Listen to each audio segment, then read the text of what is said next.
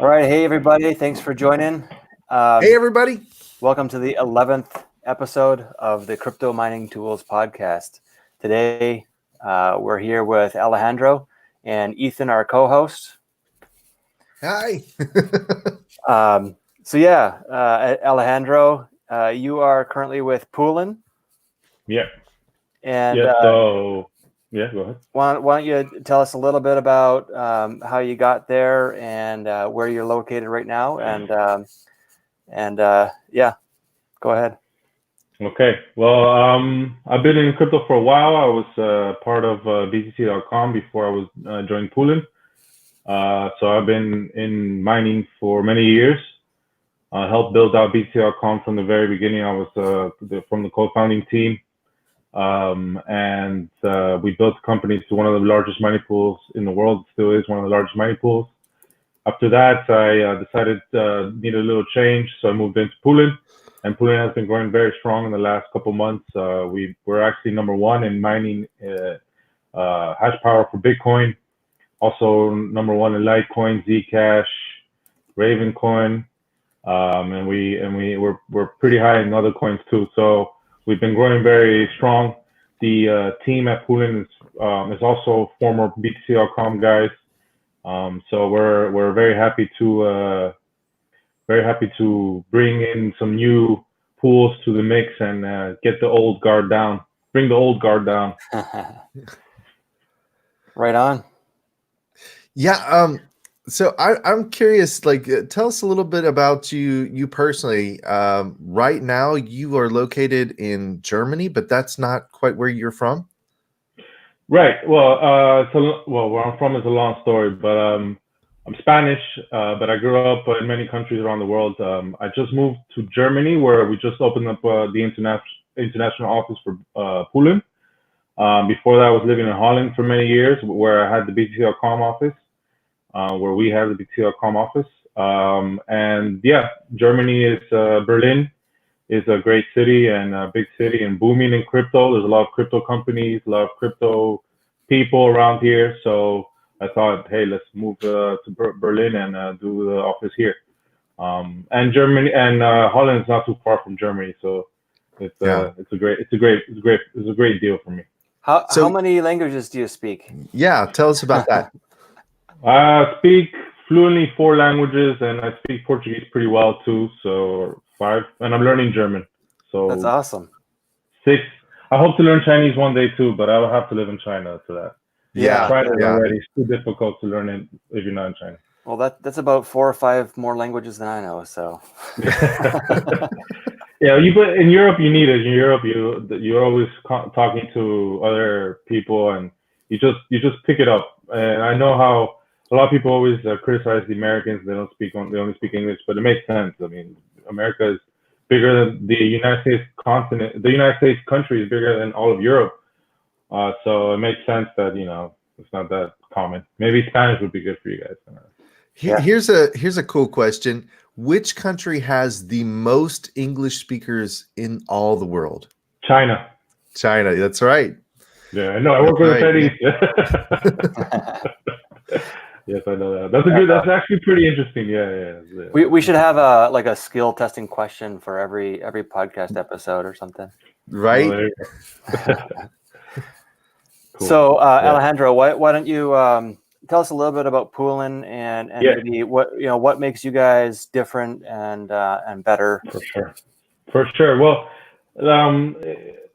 since we have many years of experience, we've kind of pinpointed all the issues over the years that miners have with their operations, with their farms, and we've just been continuously trying to provide the best way forward for these miners, be it through tools. We have many tools to, for example, take the heavy load off the miners. You can manage all your farm with just one computer, for example. Proxy servers. We have very many tools which pinpoint the issues we've seen over the years.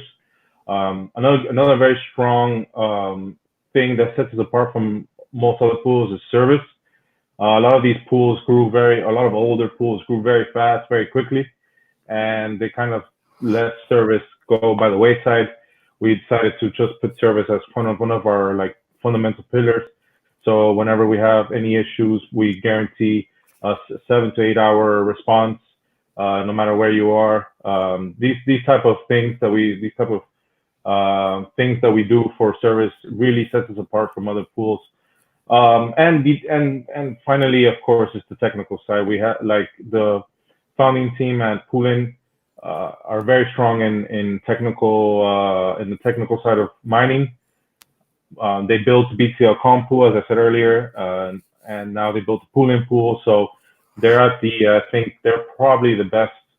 I mean, of course, I work for them, so I say that. But honestly, I think they are one of the best, if not the best, in terms of the technical side. I mean, Slush Pool and F2 Pool guys are also quite strong, and it's good. It's good that we have competition with them. I mean, competition is great, and we're happy to always compete with them. But yeah, that's what has that in basically put a long story short, that's what's actually helped us grow so quickly and so massively in the last 6 months. Yeah. Now we've had a few guests on here that have been in your industry, and one of the kind of questions that have stayed in my mind is what does it take to make a pool? So do I just need like a few 10,000 miners and then I just some special software and then I can make a pool? Or like what is the difference between a facility that we see that has 10,000 miners that are mining and what you're doing? Okay, that's a good question. Actually, so what you're talking about is what we refer to as a mining farm. That has basically nothing to do with a pool. A pool basically aggregates all the mining farms together, hence the word mining pool, and then shoots all that hash power towards the Bitcoin daemon or Bitcoin, and that increases the chances of the whole entire pool finding a block, because the more hash power you have, the higher the probability is that you will find a block. So there's actually no mining involved in the mining pool. The company itself doesn't mine, right? We don't mine. We have some miners in the office, of course, to do some testing, but that's it. We just have hardware that aggregates that hash power and shoots it at the Bitcoin, or Litecoin or Zcash, which then increases the chances of finding a block, which then allows the mining farms to forecast and find, basically what if you're a mining farm, you would want to mine with a pool because your chances of finding a block consistently increase. If you do it by yourself, you're basically competing against these pools, and it'll be very difficult. So it's in the interest of mining farms to join a pool, and pools also provide many different services, like I said earlier, which helps build the industry forward. I mean, it's been a natural evolution of mining. In the beginning, you could mine with your laptop, and then it evolved into FPGA and graphics card GPUs. Then it evolved to ASICs, and ASICs. What basically the evolution? What that is an evolution of the hash power, how strong these machines can hash per second. ASICs do only one thing and one thing very well. In this case, mine Bitcoin. It's the evolution of the whole entire industry and the mining aspect of it. So I have two questions, and Sure. One of them's from the audience, but I will share that in a second. But so yeah, going back to Ethan's question about 10,000 miners, for example, if somebody has a farm of 10,000 miners, are they going to be trying to do solo mining, or is somebody at that scale going to be just joining a pool like Poolin? Solo mining would require, I think, much more miners than that. I think no, they would be joining the pool. Yeah. Yes. Yeah. Okay. Yeah. Okay, so here's my next question, and sorry, Craig, we will get to you, man. Just hang in there. So, okay, you're a pool, and you're aggregating all of these farms and their hash power towards solving the block.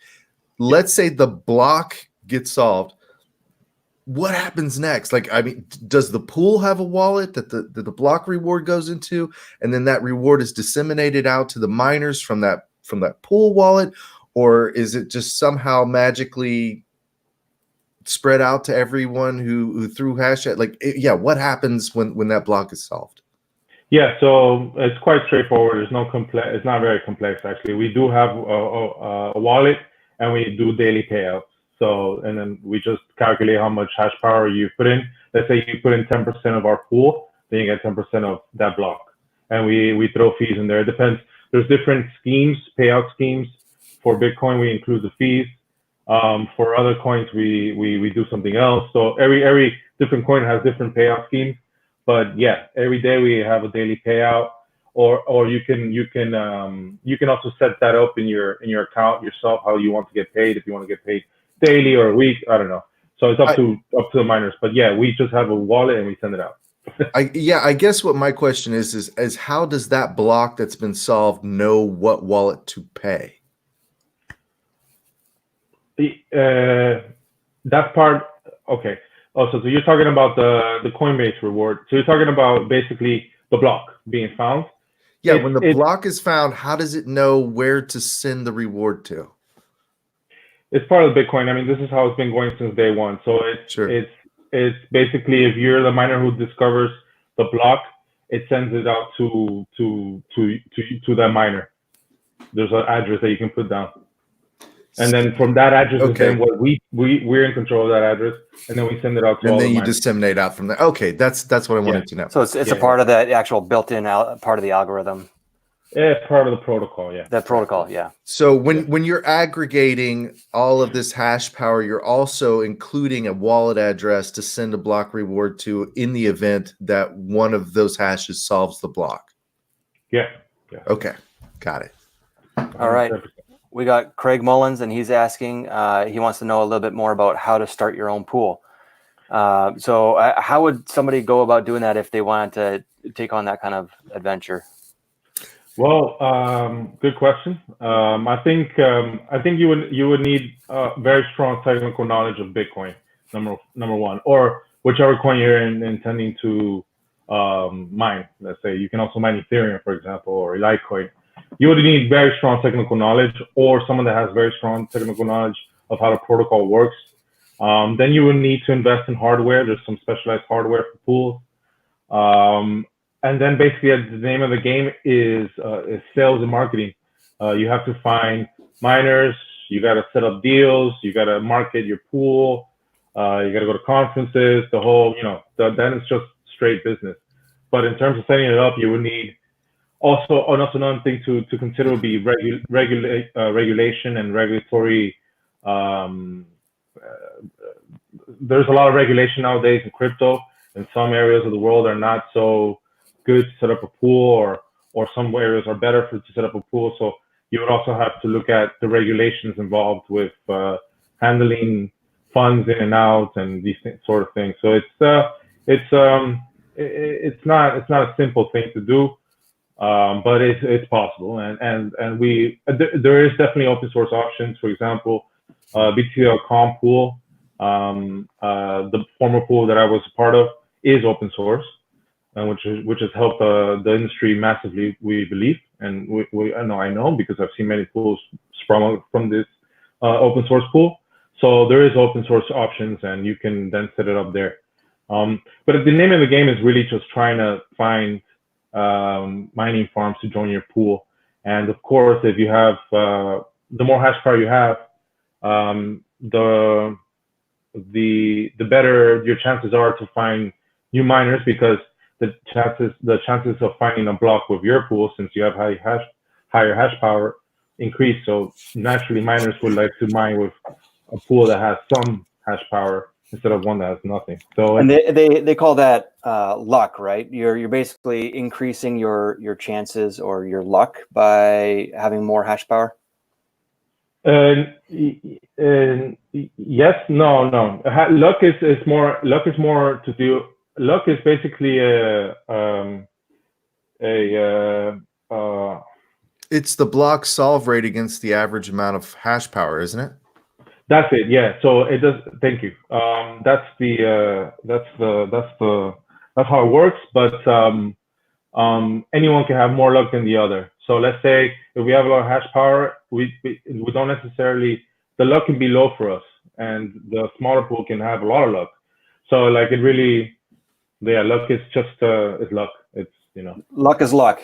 So Yeah. Alejandro, All right. in your I'm estimation, going to quote you on that. Yeah. In your estimation, Alejandro, how much hash power does one need? And this is again kind of following with Craig's question. How much is the minimum you would say that's how much you need to start your own pool? Well, I don't know. I don't know. I mean, are we talking petahashes? Are we talking etahashes? No, but I mean, look, it really matters. It really does. It depends on there's many aspects to this. I mean, you could, for example, have your own private pool where you have your own luck is luck. Or Yeah, right. you can have your own private pool, which you have your own mining farms. Let's say you have you know a lot of miners in the area, and then you're doing your own private pool with these guys, because you don't want to work with the pools over there or whatever it is. So it really depends. You can really set things up in a way that, I mean, I wouldn't if you have you will need some capital to get started, but you can, anyone can do it. I wouldn't be. I'm not trying to discourage anyone from trying. That's what I'm trying to get. But, Okay. so people aren't starting their own pool, just keeping it to themselves. They really want to have the goal of growing it and having other miners join, right? Yeah, I mean, the business model is quite straightforward. It's basically we take a fee every time a block is found. So the more blocks that are found, because the more hash power you have, the more fees you get. So that's how we make money. Yeah. Let's go back to Craig. Hold on. Craig is asking something similar to what we were asking. So how do you know what it takes to successfully solo mine Bitcoin to get like what 1 coin a day or something like that? Like what might it take? Well, this is one of the questions I get a lot, and there's many different factors and variables you need to consider. You have as a miner, you have electricity, you have the upfront cost of the initial down payment of the miners. Then you also have the cost of the operation of your farm. So what you do is then you take those variables. We have on Poolin.com, we have actually a mining profit estimate calculator, which you can enter all these variables like electricity cost, the power of the miner, the difficulty of the Bitcoin network, because you need to also always consider the difficulty of the Bitcoin network. The more miners that are entering the Bitcoin network, the higher the difficulty gets, the more difficult it gets to mine Bitcoin. And alternatively, if miners leave Bitcoin, the difficulty decreases. It's always the protocol always has to have a 10-minute time, a 10-minute block time. So that's what has to always hit. So difficulty increases and decreases to always have that 10-minute block time. So this is another variable you need to include into your mining profitability calculator that we provide, and many other pools provide it too. And then you can find how much it costs to mine 1 Bitcoin a day. It really depends on the miner, electricity cost, difficulty, your initial cost. Then if you add all those variables together, you'll be able to find the number. Mm-hmm. So a calculator, that's a good thing to have to try to figure that out, obviously. Oh, yeah. And then, so part of his question was about solo mining. But yeah, so I'm wondering, who out there right now is solo mining BTC? Well, I think the people who are solo mining BTC right now don't want to be known who they are, so I don't know who they are. Because they're solo mining for their own reasons. But it's really hard to solo mine. You need to be massive in order to compete against pools, because remember, pools are aggregating many farms together, many really big farms. So as a solo miner, you need to compete because of the difficulty of Bitcoin. You need to compete against the mining farms, because the mining farms increase the difficulty, and the mining pools. So then, if you're solo, you have to not only compete with the mining pools, but you also have to consider the difficulty of Bitcoin. So you cannot in the beginning you could mine solo mine, but not really anymore unless you have a really massive operation. Okay. Now, Alejandro, tell us a little bit about security and just kind of some of the issues that happen behind the scenes that a lot of people don't know about pools. Like, it's been brought to our attention that Slush Pool has had some difficulty with their luck lately, and it's been suspected that they've been given what are called like I forget what it was referred to, like dead shares or Stale something shares? where stale is a little bit different. That's between you and your connection with the pool. But in essence, they were given like dummy hashes or dummy problems to solve, and it was just tying things up on their end and preventing them from actually being able to hash. So can you tell us a little bit more about that? I found that fascinating. Well, this is the first time I ever hear about this. Oh, really? I've never. I've never heard of this attack. If this is true, then this is a big problem. Yeah, you got to spread the word. Well, maybe that's why they're working so hard on Stratum 2 or whatever it's called. Well, I can talk about that. Stratum version 2 is pretty good. It's not pretty good. It's really good. And actually, Poolin is actually starting a similar open source protocol. It's called Bitcoin Universal Mining Protocol, BUMP for short. Okay. We will have more information on that soon. I think Q1, Q2 latest. But basically what these new Stratum protocols, new upgrades to mining do is give much more power to the miners, because now with Stratum version 1, one of the things that a mining pool could do is they can actually choose which transactions to include into the block. But with Stratum version 2, the miner can actually choose that. So it gives a little bit more power. It gives less power to us and more power to the miners, which is in the ethos of Bitcoin, and that is great. So that's why we're also working on an open source mining protocol as well. And that's why we know the guys at Slush Pool very well, and we're also think it's great that they're working on their own thing and helping. I mean, at the end, ultimately, we're still sort of small industry. It's not that small anymore. And when I started, it was much smaller, but we're still all friends here, and we have to work together to help bring this revolution forward, this Bitcoin forward. So any open source technology that is helping everyone is good for everyone. Right. But yeah. Yeah, absolutely. Yeah. Now, recently everybody kind of knows this that's in the industry. The price of Bitcoin has been down, and for many miners now, it's no longer profitable, or it's just barely profitable to continue mining. Yet, the hash rate and the difficulty are still kind of remaining at all-time highs. Can you give us your thoughts on that? Yeah, sure. That's actually a pretty interesting phenomenon that's going on right now.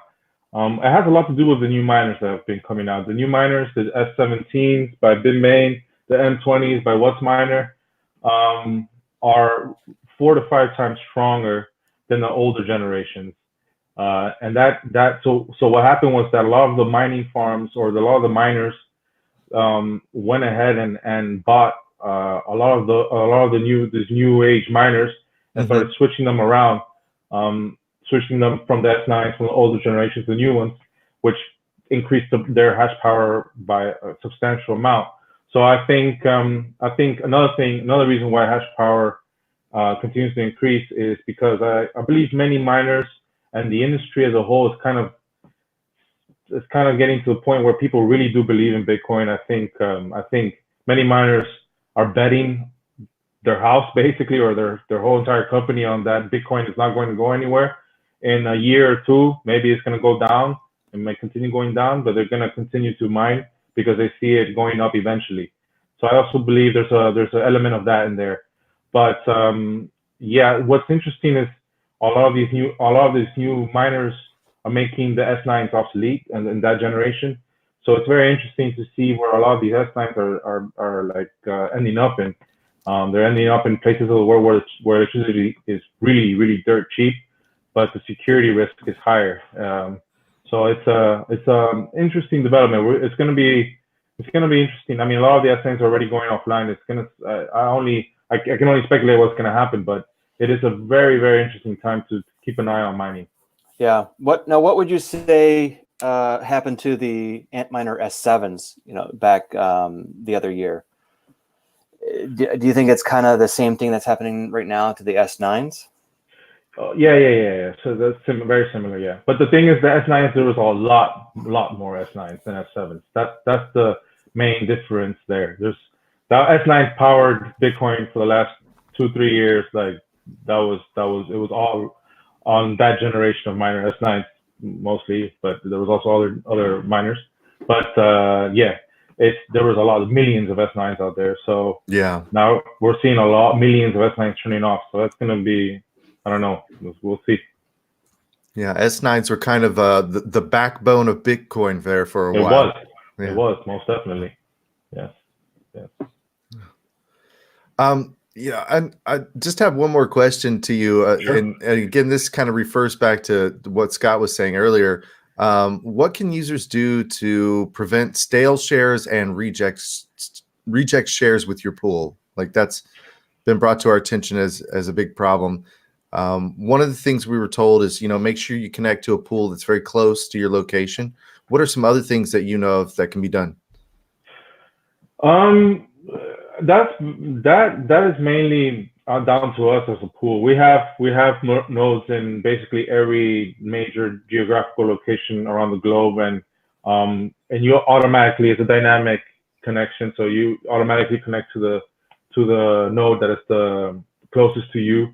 And yeah, I think still shares and all that stuff. I mean, you just need to have adequate bandwidth, right? And I think it ultimately really boils down to the pools, and if the pools, and I think we're doing a pretty good job in that department. We're doing good. We're good there. I mean, yeah. And you also mentioned that you wanted to make yourself different than the other pools through your customer service. Can you give us an example of that, like what you do different versus other pools? Yeah. Well, I mean, one thing that we do different is that we just opened up an office here in Berlin. That's why I'm here in Berlin, because I'm opening an office for Poolin, and that is the international arm of Poolin. So we have people that are native in their own in like English or Spanish or Russian, and they're based in Europe. That always is very good because of the time differences for many miners. So that's one thing. But yeah, we guarantee a 7 to 8 hour response time, no matter where you are, no matter who you are, and no matter how much hash rate you have. Right. No, well, I mean, if you have one miner, might take a little bit longer than the guy that has 1,000 miners. But no, we provide, and we're also trying to, and no, we're not trying. We're gonna have other systems in place to help the more local and the more smaller scale miner as well. Yeah. Now, one last question from me before we close. I've heard some other pools talking about profit switching technology and AI and those things. What are you guys looking into that, or do you currently offer that kind we do. solution? Yeah. So I don't know about AI. A lot of AI is marketing. In my opinion. But BTC, we have a BTC BCH, so Bitcoin Cash hash rate auto switch. What it ultimately does is that in the back end we have everything set up so it switches. Miners have to choose this option. It's optional, but if they do, in the back end, what will happen is if the difficulty decreases in Bitcoin Cash and the prices, the difference between price and difficulty is profitable for that miner at that particular time, then the hash rate switches off to the other blockchain, mines that blockchain, and then it switches back to Bitcoin when the difficulty readjusts.